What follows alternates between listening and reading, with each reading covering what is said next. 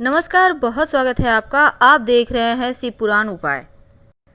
अगर आप हमसे अभी अभी जुड़े हैं तो प्लीज़ चैनल को सब्सक्राइब कर लें और पसंद आए तो वीडियो को लाइक करें। कमेंट में हर हर महादेव जरूर लिखें।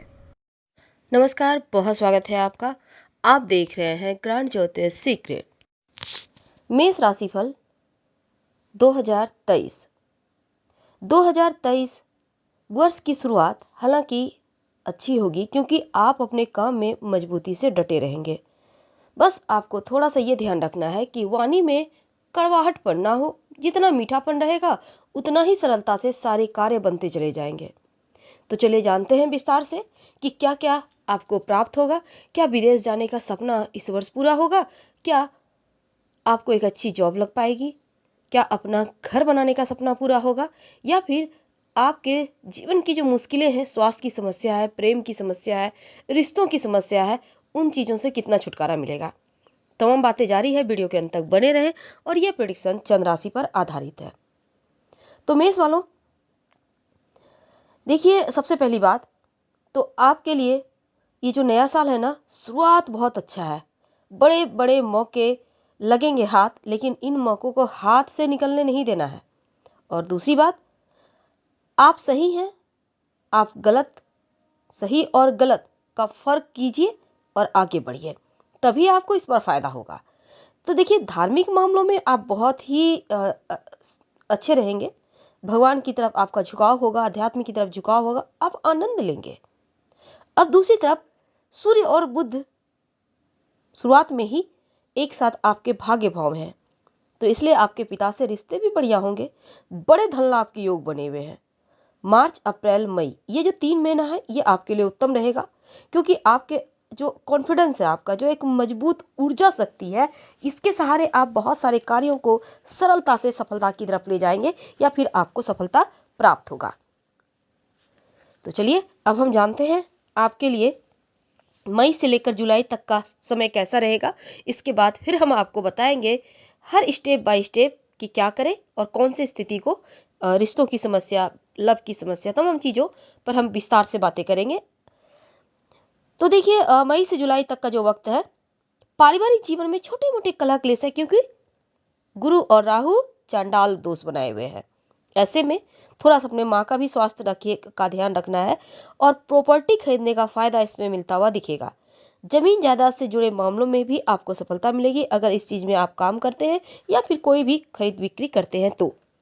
अगस्त, सितंबर, अक्टूबर, ये जो 3 महीना है ना, आपके राशि का स्वामी मंगल छठे भाव में है, तो कानूनी मामलों में आपको सफलता दिलाएंगे मंगल।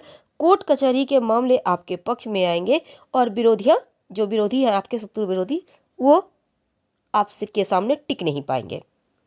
नवंबर और दिसंबर का जो महीना है, कुछ मामलों में आपको सावधानी रखना है, क्योंकि थोड़ा बहुत कार्यों में उतार चढ़ाव आएगा। और देखिए, कोई बढ़िया समाचार हालांकि सुनने को मिलेगा, आपको किसी तरह का पुरस्कार मिल सकता है। और यात्रा वगैरह के मामले में बहुत अच्छा है, क्योंकि लंबी दूरी की यात्रा करना, तीर्थ यात्रा करना, ये सभी चीज़ें होंगी।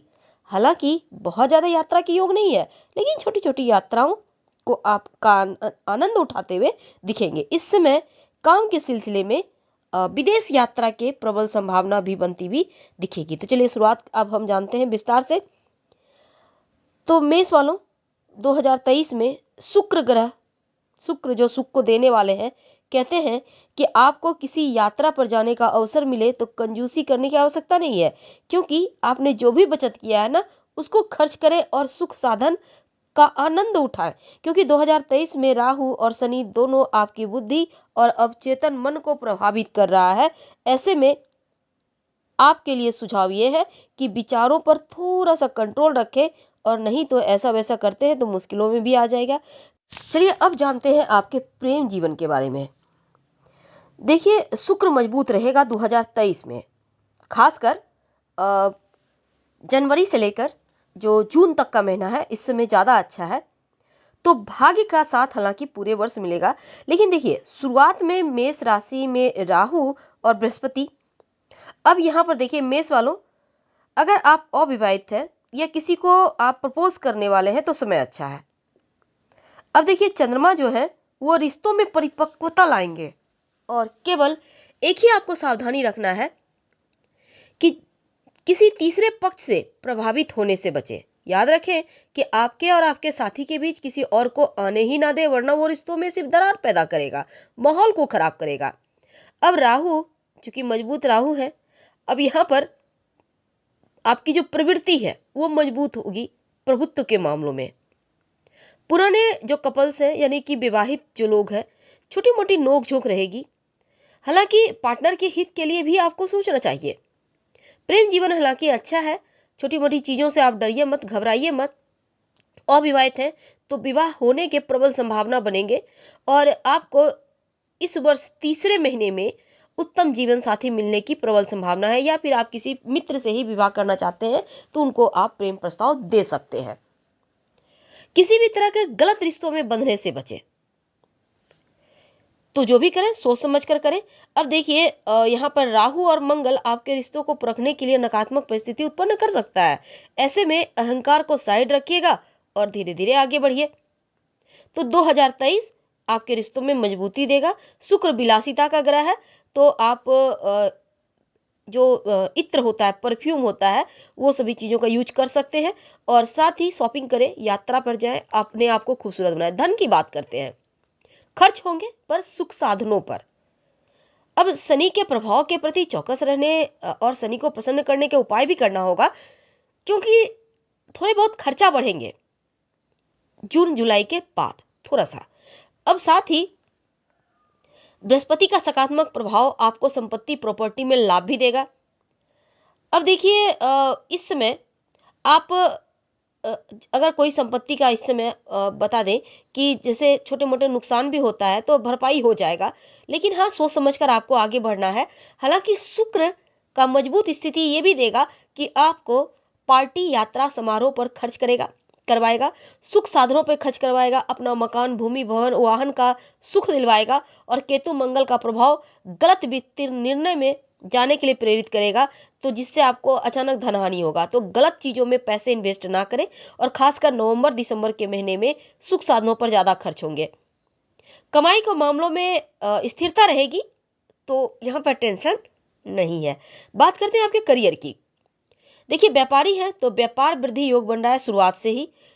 अब देखिए बृहस्पति की चाल भी आपके व्यावसायिक इच्छाओं का समर्थन करेंगे, जिससे क्या कारण लोगों को आपका कार्य पसंद आएगा।